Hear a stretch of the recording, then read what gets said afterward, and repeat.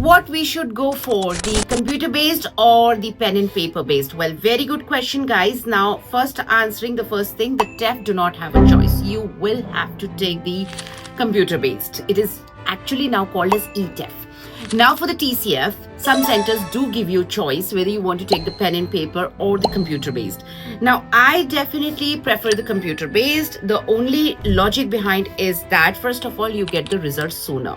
You get the result in about 2 weeks, which is not the case with the pen and paper, because with pen and paper you get to the result in about 4 weeks with the TCF. Second important thing here to note is that with the computer based, you have an option to erase the things or the lines or the stuff or the incorrect phrases, which is not the case with the pen and paper, because you'll have to scratch it. If you want to work on your typing speed, that's something you still have a lot of time, because you will be learning French for about 8 months, 10 months, so you can do that.